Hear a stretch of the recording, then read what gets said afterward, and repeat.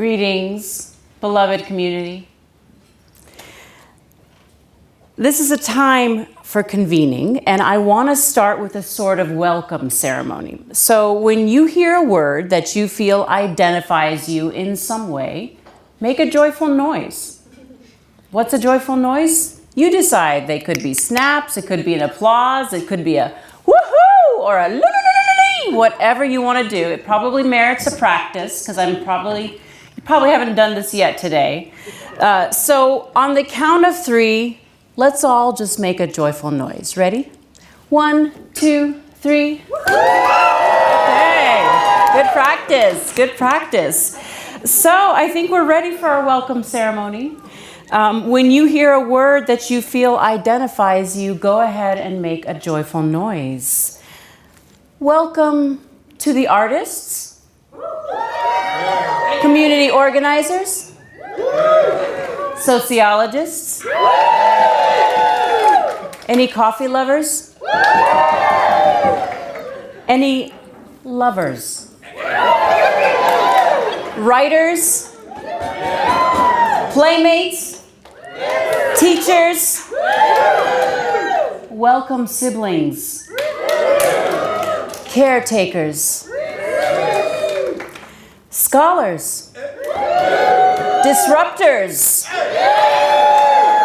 welcome to the wounded, survivors, bereaved, welcome peacemakers, thrill seekers, nurturers of the earth, travelers, homebodies, any ugly criers, warrior spirits, welcome, beloved community. We are here and now. Let's say that together. We are here and now. How marvelous. To say it is a coincidence might be a convenience or a missed chance. I am very happy to be with you here today. My name is Hanna Schrock. By education, I am a sociologist and a theater artist. I'm also the co-founder of Imagine, an applied theater company based in the land of the Kumeyaay Nation, also called San Diego. We are a community of cultural workers using theater and multi-creative approaches to invite communities to imagine new ways of being together. Imagine that we wake up each day to the sacredness of life, to blue agave, green sea turtle, velvet ant, sleepy pit bull puppy, morning sun glittering dew beads across the trees. Imagine barista with the kind hands, loud chewing lover, humble bragging colleague, 7-year-old chock-a-block with questions. Imagine us. We belong together. All of life as a part of you, as a part of me, not us versus them, but we. It's not easy. We will encounter resistance from within, from without. Love labors with persistence. So breathe in. Go on. Breathe out. Love refuses to be enemies. Take hands, beloved. Let's build, beloved community. Imagine. By the way, I want to welcome you to make a joyful noise anytime you want as we continue here together. That's right. Thank you for taking me up on that offer. So I've been thinking a lot about how to engage in these unprecedented moments, and about how if we each had a nickel for the number of times we hear or say unprecedented lately, our go out to dinner piggy banks would be brimming. Yes. How to be in solidarity right now, our liberation bound together. What a moment to call us in to practice our deepest held beliefs and values, or even just to get a decent night of sleep, am I right? In this time of crisis, where the powers are doing everything possible to clarify our differences, then declare who and what is worthy of belonging at all, discarding anyone and anything deemed unfit, like our immigrant and undocumented communities, like reproductive rights, Stephen Colbert, Mahmoud Khalil, Palestinians, our trans communities, the word queer, paper straws, education, early childhood programs, Chicago, Portland, Los Angeles, Jackie Robinson, health care, diversity, the Paris Agreement, clean energy investments, climate and land protections, values passed down from our Native American elders like relationship and reciprocity with the more than human world. Centuries of our ancestors' labor toward our collective freedom being dismantled every day. We are dizzy and in shock, tempted to hate, shut down, sedate, submerge into like-minded silos, or maybe just to throw a shoe at the damn TV every single night. The thing about solidarity is that while it happens around shared goals, it is not about sameness. It is unity across our differences. Our diversity is the power source and beauty of beloved community. And we are a kaleidoscope of life, held and nurtured together on this sacred earth. Imagine us, all of us in solidarity. I'm afraid we've lost our way a little bit. As sociologists, we have a unique toolkit for examining how all of this division and disruption has come about. We are the scientists of the bones of everyday life. How did we get here? How do culture, institutions, and our history converge to create all that we see in society? How have the actions of the few or the many steered us on these pathways? But I believe a better question. Within our realm of work and for this moment of crisis is what else is possible?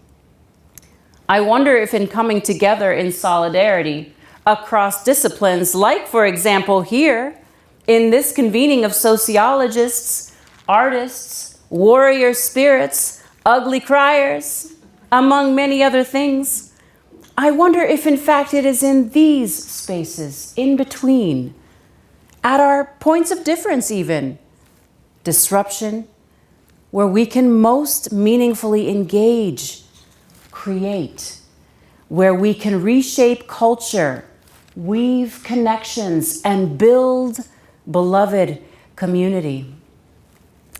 I remember in my very first sociology class learning about how elevator etiquette was and is a socially constructed norm.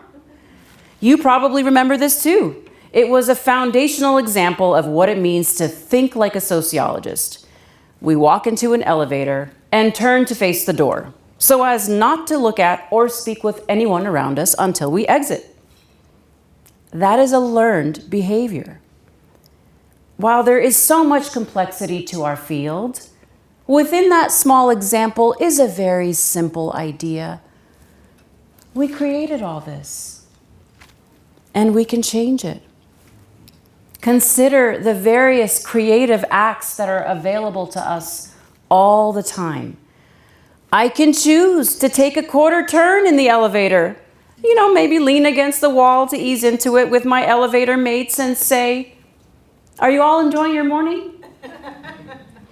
Have you ever been in that moment where you were pleasantly caught by surprise when someone broke a social norm for the sake of community care?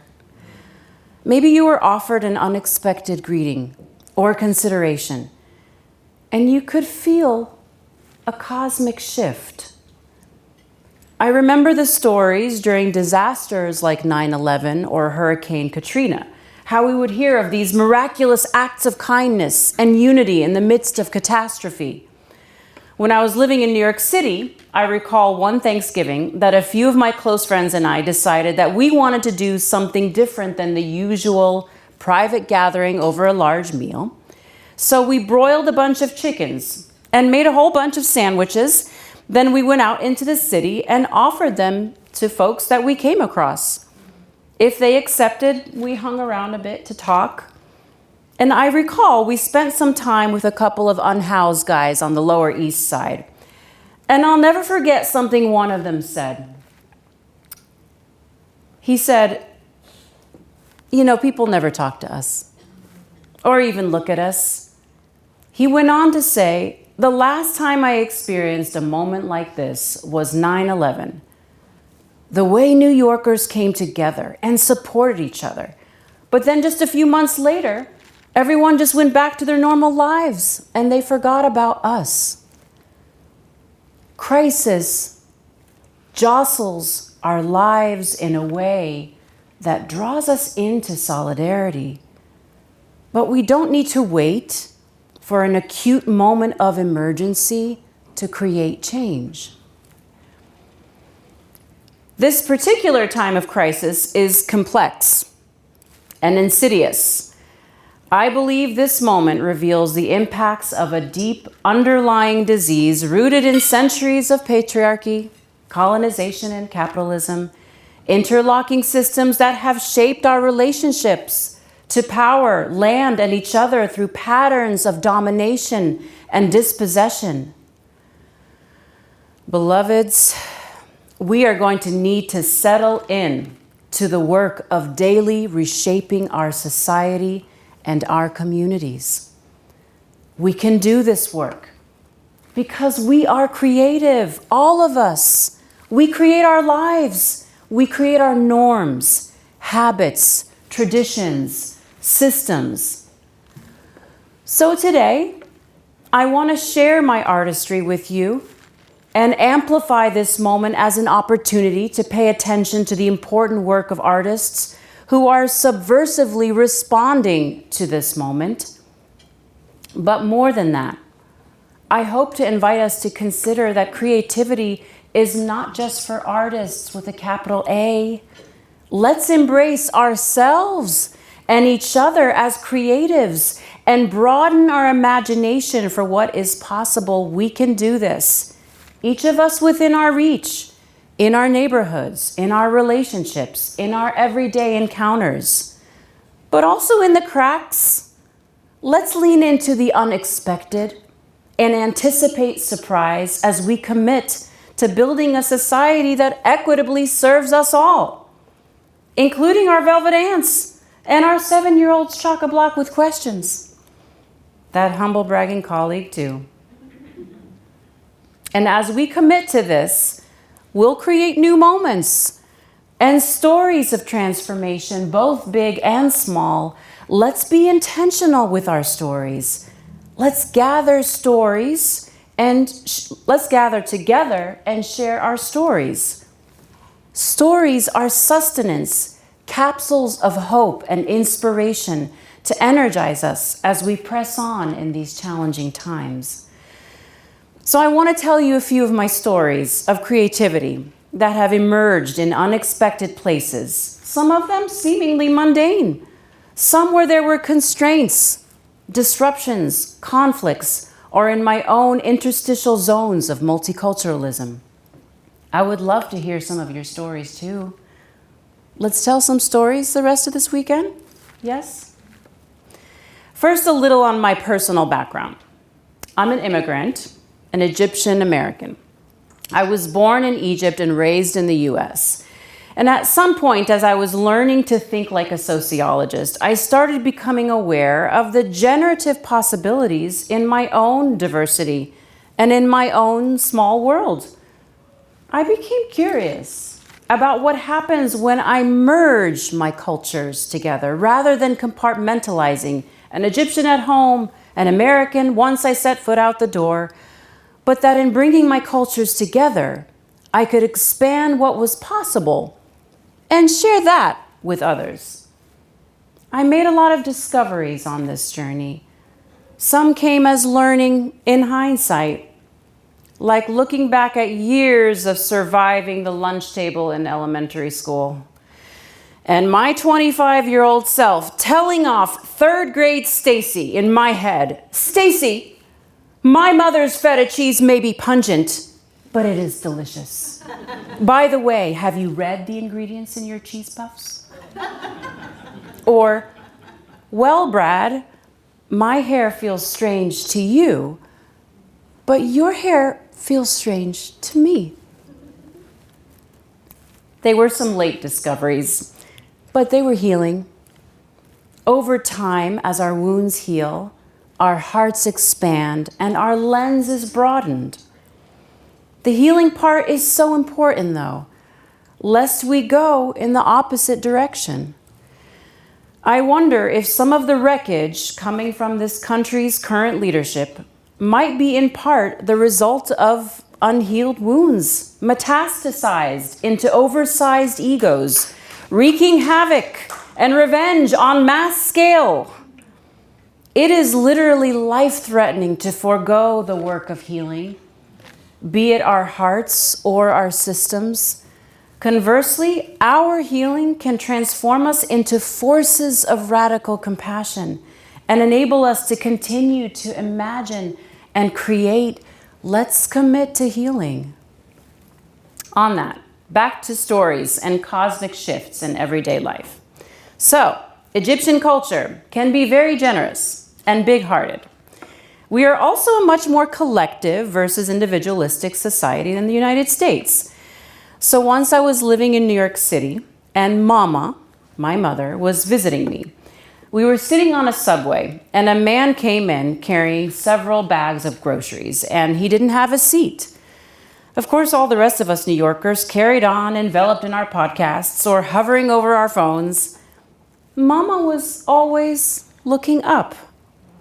So she saw the man standing and burdened by groceries, and she said, "Please, let us hold your bags." He was so surprised and skeptical. He was like, no. But she insisted. We can be a little pushy with our generosity too. And then he said, "Really? A cosmic shift." She said, "Of course. You are sitting. We are sitting. You are standing. It's too much for you holding all of this." And he said, "Okay, that would be helpful. And that is very kind." And he set his bags on our laps. We carried his groceries until his exit. I can tell you I never forgot that moment myself. I would imagine neither did he. And maybe he's still telling the story, like I am. Imagine what else is possible when we remain curious about the spaces in between. Like, for example, we give room for an Egyptian cultural norm to rub elbows with an American one. Audre Lorde said, "It is not our differences that divide us. It is our inability to recognize, accept, and celebrate those differences." Imagine what else is possible when we lean into our differences with grace and curiosity. So, telling off third grade Stacy and Brad in my mind was just the beginning of that story.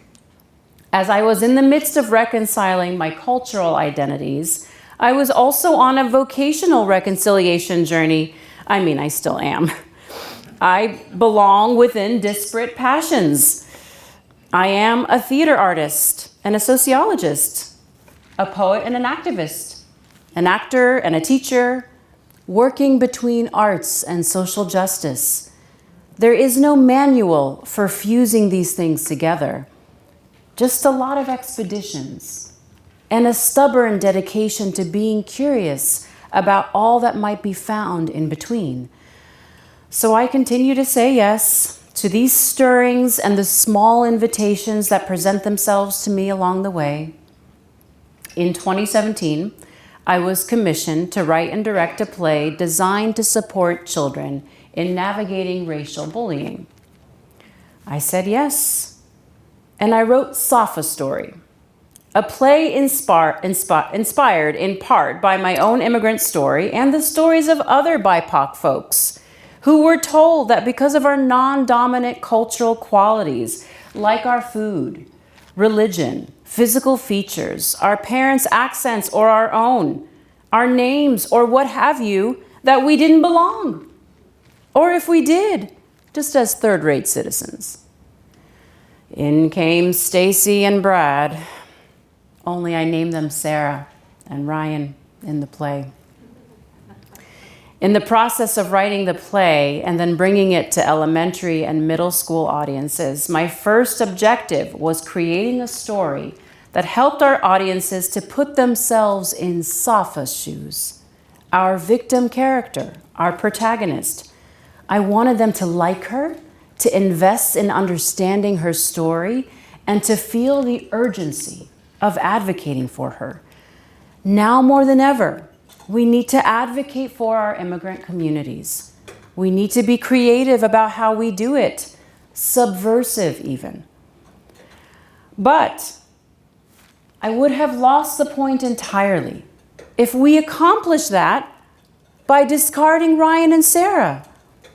I quickly figured out that if I wanted this story to create a real change in a divided world, that I needed to love Ryan and Sarah too, and my audiences needed to feel that I loved them.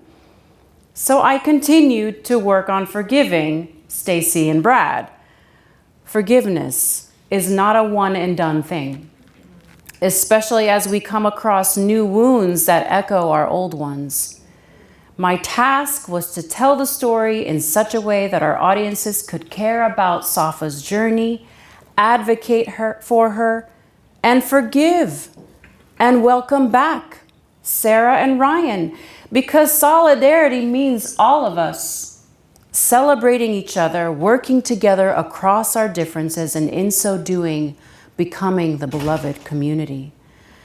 I created Sophostory as an interactive style of theater of the oppressed called Forum Theater, which, for those of you who may not be familiar, is a participatory style of theater originated by the Brazilian activist and theater maker Augusto Boal, who is another one like myself whose vocation left him wandering between worlds, theater and activism.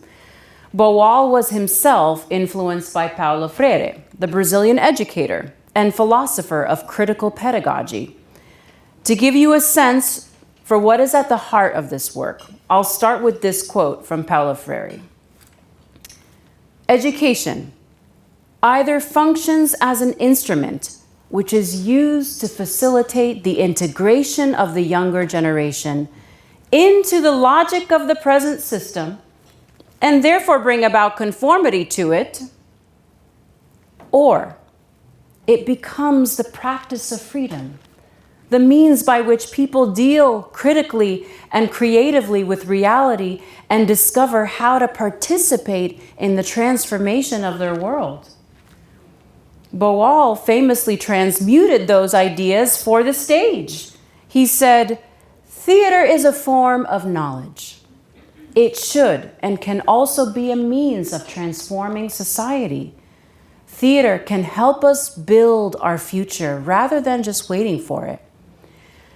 During the process of Sophostory, children spend 25 minutes watching the story through live theater as Safa navigates a situation where she is being insulted and isolated for being deemed different from her peers.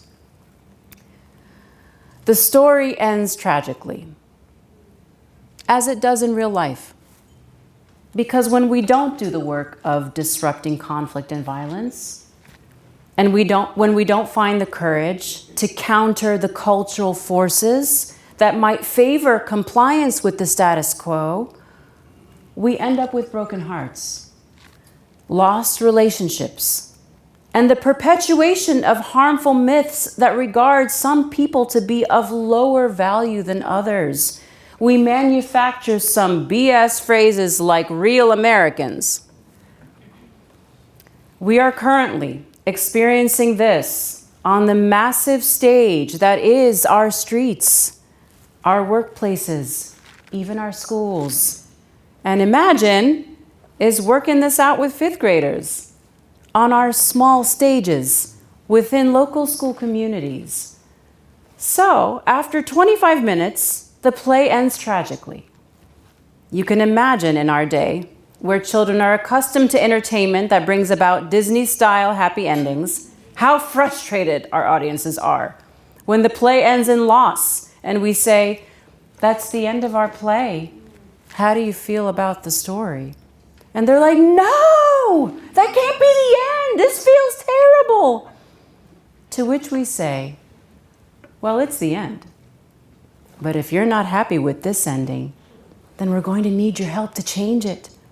And we guide them through a process whereby children rewatch scenes in the play. And when they see a moment of injustice where they think Safa or her peers could have done something differently to create a better outcome for their life, they yell, "Stop!" And we stop the play.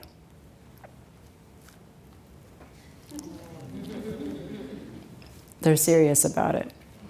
Then we invite the person, or we choose one, who stopped the play to safely come into the scene. In front of all their peers, replace an actor and act out what they would do and say differently in that situation. The imagined actors are trained to support our jittery mini actors and to respond to their new action authentically, showing them the impact of their choice and how it might shift Safa's story. The hope of this process is that as they observe the story and act out new choices in this hypothetical and creative space, that they can gain tools and courage to challenge what is possible in their own lives when they encounter similar moments. Cosmic shifts. Toward the end of the play, we also bring Ryan to the stage, and we sit him down in a chair in front of the audience, and we ask, "What about Ryan? Do you think he was just born mean, like a rotten egg? Maybe we should just stick him in kid jail and get rid of him."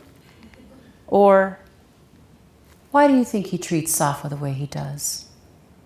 What might be his story?" To which they offer, maybe Ryan has never met someone who was born in another country and he's curious. Maybe Ryan doesn't realize that his family members were once immigrants too. Maybe Ryan was also made fun of by someone at his old school. Maybe Ryan is having trouble at home. Maybe Ryan has a crush on Safa. Solidarity comes when we can access empathy for someone whose story is different from our own. When we can come to a new understanding and uncover that there is more to each story, not to excuse harmful actions, but perhaps to increase our stamina and patience in these moments. Love labors with persistence, and restoration takes time. Just like in the elevator, creativity seeks new approaches in moments of injustice to bring us into solidarity. We start with truthful storytelling. We venture into a countercultural move, allowing a destabilizing ending, one that does not resolve the conflict for the audience. We then take more risks. We choose to trust the audience and offer the story back to them. We do everything we can to create a compassionate and brave space whereby they can also trust us. We continue to co-create the story, live and in the moment, improvisationally, communally, sometimes very spontaneously. And with all our hearts, even when it's hard, we commit to including everyone in the room and every character in the story into our circle of compassion. Imagine beloved community. In 8 years of putting on Safa's Story Forum Theater process, I have never seen a show where children did not eagerly want to enter in and join us. The play has reached 30,000 youth. In fact, we're currently in the middle of our fall tour. We go until November 21st. Next week, I'm headed back to rejoin the show. We do this role play based work with adults as well because people of all ages are desperate for constructive and creative approaches for navigating conflict so that we can break cycles of avoidance, passive aggression, unnecessary breakups, or domination. We need creative approaches to practice doing better together.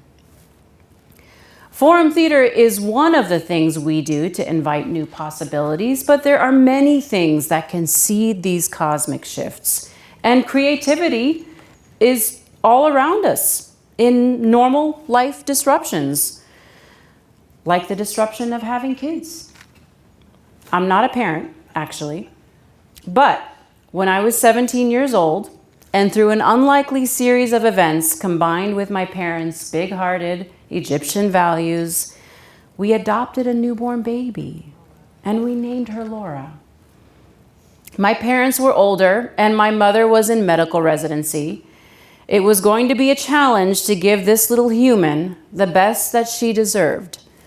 So from the beginning, I stacked hands with my parents. The three of us made a commitment to take care of her together. When I was 30, Laura was 13, and she was struggling. We didn't understand, but our girl was suffering from depression and low self-perception. My parents weren't sure what to do for her. Meanwhile, I was living in New York City, alone, single, pursuing my career. It was my turn to step up. So just before her freshman year of high school, Laura moved to New York City to live with me. It was just us two, living in a one-bedroom apartment in Astoria, Queens. We had bunk beds and a cat. And suddenly, I had a young teenager watching me all the time. A very curious witness scrutinizing my every move. If that didn't amplify the existential question of how then should I live my life, well, it really did. But also, I loved this kid. I love this kid. Her curiosity inspired me. And in particular, as her depression was becoming more and more present in our lives, I really wanted to show her how the world could be beautiful. I wanted us to create a vibrant and hopeful life together. My goodness, I failed so much as her caretaker, but for the 4 years that we were living together, this little 13-year-old bundle of disruptions created new portals for me. For example, on our very first Valentine's Day, neither of us had love interests.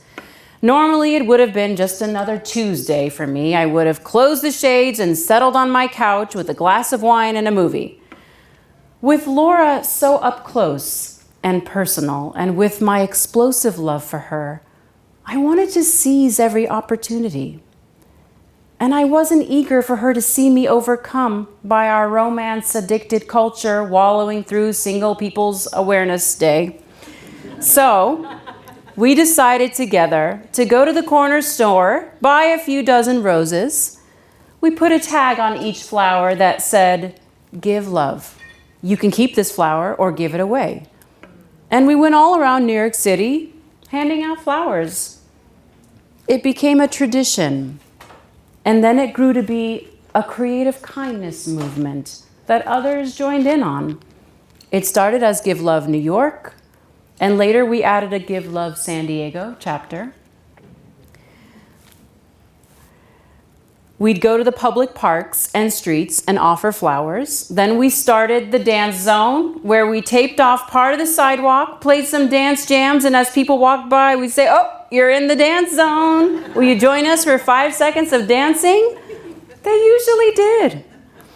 We also offered to sing folks a song, and sometimes they joined in. So just like I'm not a parent, I'm not a trained singer, but singing is for everyone. And it is healing, It activates the vagus nerve, eases our stress, regulates our nervous system, and when we do it together, it reminds us that we are collective. We belong to each other, and we are not alone in this challenging world. So, there is a short chorus that has emerged in the spirit of the Give Love movement over the years, and I want to invite us to sing it together. Will you join me? Yes. So, repeat after me. The light in you is the light in me, and together we can see. The light in you is the light in me, and together we can see. And the second part goes, sing with all your heart, make some noise. We carry the power in our voice. Sing with all your heart, make some noise. We carry the power in our voice. Thanks, everybody. So Give Love is a simple movement, but it's been part of our lives for over 15 years. And it all started from a little 13-year-old disruption named Laura and an idea that we continue to follow. Over the last year, we learned some new things about the source of Laura's depression. My sibling had been suffering all those years, in part because he was Jack. He, him, his. He spent years living inside the body of, and the world of a female, when all along it's been him. Jack is turning 30 on Monday. And he's just at the beginning of his journey of becoming and living as his authentic self. And now my family is back in that liminal space, reaching for ways to reconcile our deep love, in my parents' case for their son, for my brother, with our Egyptian cultural values. It's an unfolding story, and we are moving through it using the tools we've gathered through the years. Like curiosity about crossroads, seeking the wisdom for when to lean into one cultural value or the other, or finding something that carries threads of both, or looking elsewhere. Like being willing to take expeditions between interstitial zones, believing in the non-linear journey of healing and riding it out for the long haul. Like creating unconventional family. Choosing to look up at others while on the subway, leaning on our value for the collective, prioritizing service to others, listening to and sharing our stories, believing that we can stop moments of injustice, trusting our audience to join in the making, doing our best to include everyone in the circle of love and compassion. We are making our way through the crisis, the chaos in anticipation of cosmos. Beloveds, imagine that we step into a more expansive dream for what is possible. Like treating greetings and farewells as intentional opportunities for community care, committing to never throw them away.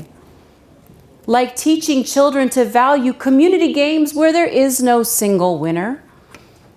Like staying in moments of rupture, rather than fleeing, we take a breath and look for an honest question. Imagine holding meetings in a circle and being mindful as a group to create pauses for our quieter voices, to gather their thoughts, and then jump into the conversation. Imagine that even if we don't think we got moves, we dance anyway. That's for later. Imagine we breathe through our defensive impulses and choose to receive input. We normalize a stutter in a high-profile interview. We allow each other to be imperfect and have a redo. We say, I don't know, when we don't know. We say, screw the board, we messed up and we owe that person an apology. And then we give it. We ask for help and offer it generously. Imagine that we put on a frog suit. We turn our protest signs into kites. We make music from the hum of drones overhead. And when they claim that Free Palestine is anti-Semitic, we find another way to say it, like let Gaza live, but what we really mean is Free Palestine. Imagine that we honor the laborers in our hotels who often go unnoticed. Imagine that we tell stories, sing and dance at academic conferences. We create beloved community. Imagine.